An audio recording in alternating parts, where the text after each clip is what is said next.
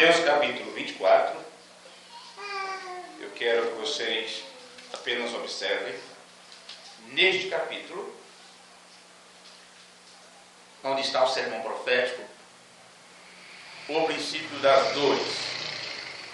E aqui está falando de acontecimentos que surgiriam na terra nos últimos tempos, nos últimos dias, sem esquecer que os últimos dias correspondem a 2000 anos de história. A 2000 anos de história. Então tudo o que está registrado aqui aconteceria dentro deste período de 2000 anos, até que chegasse a geração que visse a figueira brotar. Na frente você encontra o sermão continua, a grande tribulação. E aqui nós sabemos que a grande tribulação acontecerá depois que a igreja de Jesus Cristo for arrebatada. No versículo 29, você encontra o sermão continua, a vinda do Filho do Homem. E isto era um tempo onde Deus mesmo se manifestaria na terra e usaria um homem para revelar tudo o que foi escrito na Bíblia, que ficou sem uma compreensão clara. Na frente você encontra, no versículo 45, o sermão continua, a parábola dos dois servos. E assim você tem várias coisas, várias parábolas, e entra para o capítulo 25, o sermão profético continua, a parábola das 10 virgens. Então veja que todos esses acontecimentos correspondem a Deus mostrando o que aconteceria nos últimos tempos, até que culminasse o momento da revelação das coisas. Isto é a nossa leitura de hoje. Apenas isto. Vamos orar. Senhor nosso Deus, nosso amado Pai Celestial, pedimos que o Espírito Santo nos dirija uma vez mais a compreendermos a Tua Palavra e a falarmos as coisas que nelas estão escritas, Senhor. Porque sabemos que o tempo está próximo e sabemos que Tu, como mesmo ontem, hoje e eternamente, estás aqui para dirigir Teus filhos aquilo que é Tua Palavra, porque foi sempre assim que Tu agiste, foi sempre assim que Tu fizeste. Te agradecemos por este momento, por estarmos com vida e termos a oportunidade de lermos a Tua Palavra e aprendermos do Senhor aquilo que Tu tens para nos ensinar nesta hora. Que possamos sair daqui abençoados com a Tua Palavra. Amém. Só em lermos as coisas sagradas, só em pegarmos nisto que chamamos de Escritura. Ó Deus, um documento que Tu deixaste para nós, nos assegurando Tuas promessas. Só com isto poderíamos ir para os nossos lares abençoados, quando encaramos a seriedade destas coisas. Se Tu tens algo para nós, ó Pai, um pouco mais para este momento, então estamos dispostos a falar sobre o assunto, a ouvir sobre o assunto, porque bem-aventurado aqueles que leem e os que ouvem as palavras desta profecia. Nossos corpos mortais não durarão por muito tempo aqui nesta terra, e por isso estamos nos preparando, pedindo a Tua ajuda, porque sabemos que chegará o momento quando estes corpos serão transformados para corpos imortais. E mesmo que já tenhamos descido ao pó da terra, cremos que haverá uma ressurreição, onde ouviremos a Tua voz e o Teu chamado e nos apresentaremos diante do Senhor como pessoas incorruptíveis para viver toda a eternidade contigo.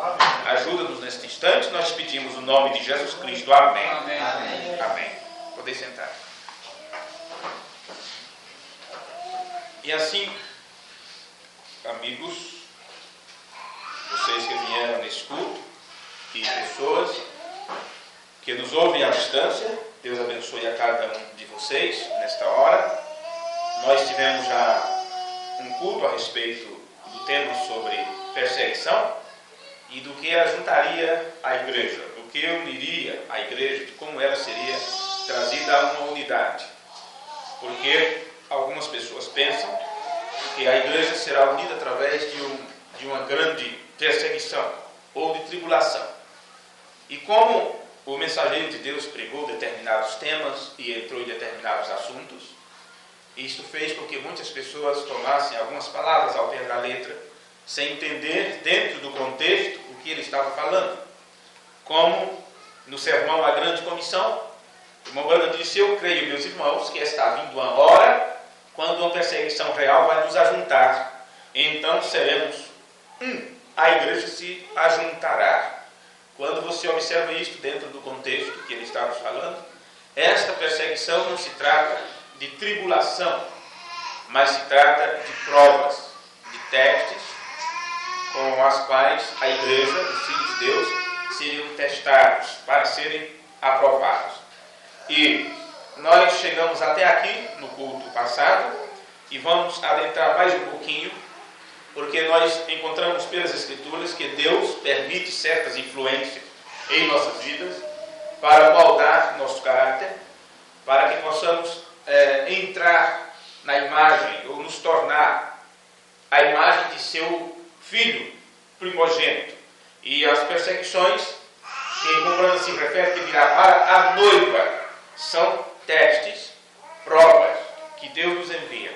Diferentemente da tribulação ou da perseguição que vai vir para os pentecostais ou para a igreja, porque eles ficarão para trás e passarão pela grande tribulação. Nós cremos que a igreja noiva de Jesus Cristo já está sendo juntada pela palavra. A palavra de Deus, a doutrina de Deus, a doutrina de Cristo está em todas as partes, atraindo a atenção das pessoas, chamando-as para se prepararem, deixando-os unidos com Deus. E por isso você vê a seriedade do ensino da doutrina de Cristo, porque isto é o que traz um novo entendimento, um novo pensamento, é o que traz a mente de Cristo para as pessoas.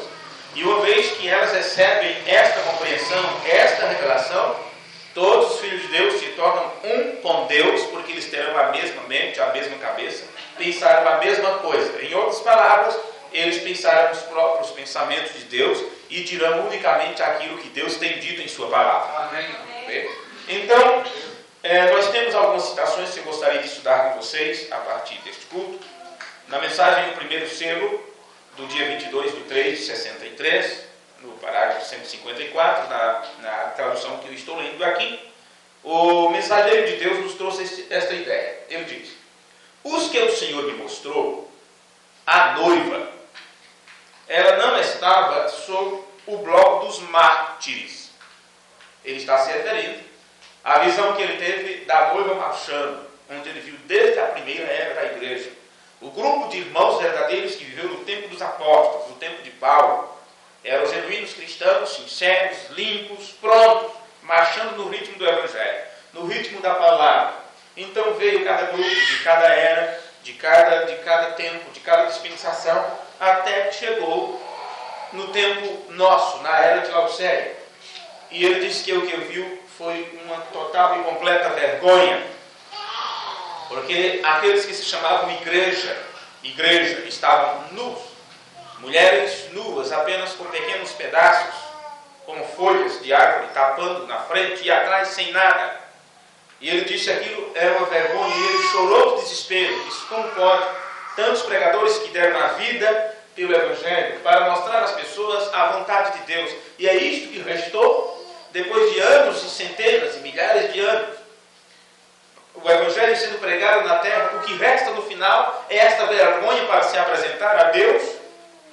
Esse tipo de pessoas, e o anjo que estava lhe mostrando a visão disse: a noiva aparece a segunda vez. A noiva aparece a segunda vez. E aí veio o bloco da noiva, marchando no ritmo da palavra. E ele disse: era igual, idêntico ao primeiro grupo da primeira era. Alfa e ômega, outra vez.